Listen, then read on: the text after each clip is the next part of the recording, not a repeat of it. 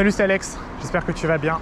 Je te retrouve avec moi à Shanghai. Cette fois, on est dans le quartier de Sing Putong. Sing Putong, c'est le nouveau quartier, le quartier tout propre, tout beau, tout neuf, qui a été construit derrière les tours, le quartier des affaires, un petit peu comme la Défense à Paris, qui est très beau. J'adore ce quartier, c'est ça que j'aime bien à Shanghai, c'est qu'on peut changer d'ambiance comme ça, juste avec 3 stations de métro. Et ce que je te propose dans cette capsule, c'est d'aller avec moi à Central Park, qui est tout au bout là-bas, et de te partager quelques astuces de voyage. Si jamais tu as un jour prévu un voyage en Chine, notamment à Shanghai, je vais te partager un petit peu les astuces de quelqu'un qui a beaucoup voyagé, notamment en sac à dos. Parce que récemment, j'ai voyagé avec des amis il n'y a pas longtemps en Chine, et c'était des amis qui n'avaient jamais voyagé en sac à dos. Tu vois, ils s'étaient par exemple ramenés en valise. Alors ça, c'est le premier conseil, ne viens jamais en valise, alors que ce soit en Chine d'ailleurs, mais dans n'importe quel autre pays. Si tu veux voyager un petit peu en solitaire, avec beaucoup de liberté à ta disposition, ne prends jamais de valise. Il n'y a rien de pire pour voyager qu'une valise, parce que déjà ça se casse facilement d'ailleurs. Si tu casses une roue, après tu fais comment pour te déplacer avec ta valise?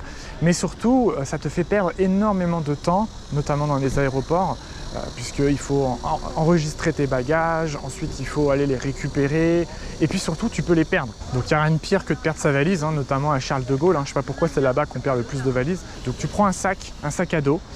Pendant longtemps, moi j'ai voyagé avec un sac de 25 litres. Alors 25 litres, c'est petit, je te préviens. Il faut être très minutieux sur les objets que tu prends avec toi. Si tu veux débuter, moi ce que je te conseille, c'est plutôt prendre un gros sac à dos un peu de baroudeur. Là, tu peux monter jusqu'à 35 litres à peu près, avant qu'il commence à t'emmerder dans les aéroports. 35 litres, franchement, ça va. Ça te permet de prendre au moins 2-3 saisons de vêtements.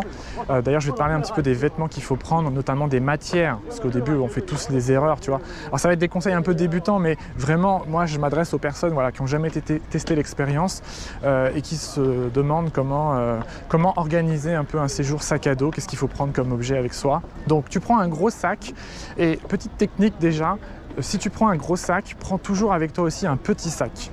Moi, ce que j'utilisais pendant longtemps, c'est que je mettais un Eastpak dans mon sac à dos. Tu sais, le Eastpak qu'on avait tous au lycée là. Le truc tout moche, un peu tout dégueu, mais qui est ultra résistant et surtout qui est très pratique au quotidien parce que tu peux mettre beaucoup de choses dedans. Et ce qui est bien avec les Eastpak, c'est que tu peux les plier un peu dans tous les sens. Je connais pas trop la matière, mais tu peux réussir à faire une boule quand tu le plies bien. Et cette boule, tu peux le mettre ainsi dans un gros sac. Donc moi, je fais toujours comme ça en Chine. J'ai mon gros sac de voyage. Mais je mets toujours aussi un Eastpak dedans pour le quotidien, parce que tu n'as pas forcément envie, tu vois, quand tu te balades dans la rue comme moi, de te trimballer ton gros sac de baroudeur. Là, c'est un peu relou. Celui-là, tu le laisses dans ta chambre, à l'hôtel ou à l'auberge, et quand tu te balades dans la ville au quotidien, tu prends ton petit Eastpak, c'est tellement plus confortable. Ça, franchement, ça fait la différence entre le truc un peu galère à transporter et le gars qui se balade tranquillement dans les rues. Donc ça, c'est le premier conseil. Deuxième conseil très important, surtout si tu viens visiter Shanghai, c'est de prendre des vêtements en synthétique, surtout pas de coton. Je sais que le coton, c'est très confortable. Pendant longtemps, j'ai pris aussi des vêtements en coton, notamment des sous-vêtements. Le problème, c'est que, tu vois, ici, tu peux pas le sentir, mais il fait 40 degrés avec de l'humidité. C'est ça le pire, c'est que tu ressens, tu es tout le temps en nage, en fait. Tu es tout le temps en train de transpirer. Et le coton, ça aspire la transpiration. Du coup, tu es tout le temps mouillé, même quand il fait froid. Et le problème avec le coton, c'est que déjà, tu vas galérer à le nettoyer parce que ça met du temps à sécher, voire ça sèche pas du tout, en fait. Quand il fait 40 degrés à l'humidité, pour l'avoir testé, ça sèche pas. Mais le problème, surtout, c'est que quand tu rentres dans des endroits fermés, comme par exemple le métro, comme par exemple des centres commerciaux ou même des cafés, ils mettent souvent la clim à 21, 22, très sec. Donc tu passes de 40 degrés humide à 21 très sec, froid. Le froid va rentrer dans le coton et tu vas pas te sentir bien en fait. Tu vas être tout le temps mouillé, tu vas avoir l'impression d'avoir un vêtement tout mouillé sur toi. Donc jamais de coton. Tu prends des vêtements en synthétique, ça sèche super vite. En plus, c'est super léger. Et ce qui est bien, c'est que tu peux tous les soirs comme ça les nettoyer et ils seront secs le matin.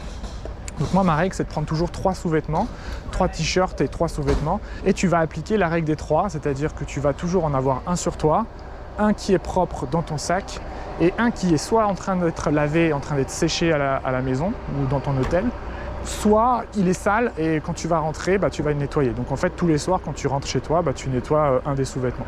Et tu fais un cycle comme ça, tu changes. Donc ça, c'est très pratique et ça fait gagner beaucoup de place parce que l'erreur au début, c'est bien sûr de prendre beaucoup trop de vêtements, notamment le coton, ça pèse lourd en plus. Pareil pour le pantalon. Surtout pas de jean. Le jean, c'est beaucoup trop long à laver et puis surtout, pareil, ça absorbe l'humidité, donc c'est tout le temps, tu as tout le temps en sueur. Le mieux, c'est de prendre un petit pantalon en toile. Moi, je l'ai trouvé au Vieux Campeur. Un petit pantalon en toile synthétique. Si possible, tu sais qu'il fait pantalon et pantacourt, que tu peux découper comme ça. Ça, c'est très, très, très pratique. Voilà. Et si jamais tu visites la Chine pendant l'hiver, moi, ce que je rajoute aussi toujours, c'est des sous-vêtements thermiques. Ça se trouve facilement dans n'importe quel Uniqlo. Il y en a beaucoup en plus en Chine. Et surtout pendant l'hiver, ils vendent ça chaque saison. C'est des petits... Alors le nom en français, je ne sais pas comment on dit en français, mais en chinois, ça s'appelle un tioku et un tioi. Donc c'est des vêtements, des sortes de collants thermiques que tu mets sous tes sous-vêtements et qui gardent vachement bien le chaud. Et franchement, c'est trop bien pour l'hiver parce que l'idée après, c'est de mettre des couches, c'est de ne pas avoir trop de vêtements, mais de faire des petites couches qui tiennent bien la chaleur avec de l'air au milieu. Et tu rajoutes par-dessus une petite doudoune. Alors pareil, c'est de chez Uniqlo, une petite doudoune light, là, ils appellent ça le truc ultra light. Ce qui est bien avec cette doudoune, c'est qu'en plus de te tenir chaud, elle est facilement rangeable dans un sac à dos parce qu'elle se plie, comme c'est que de l'air à l'intérieur, tu peux facilement en faire une boule, un petit peu comme le Eastpak tout à l'heure.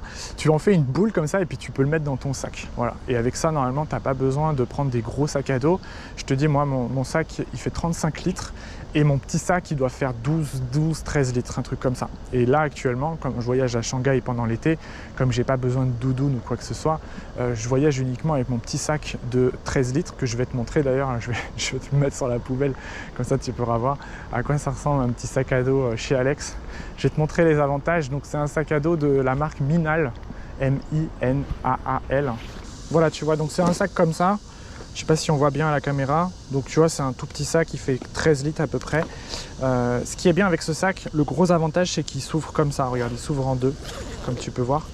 Ce qui est super pratique dans les aéroports quand tu as besoin de vite vider ton sac. Je sais pas, moi, par exemple, le gars, il y a un truc qui a sonné en bas de ton sac.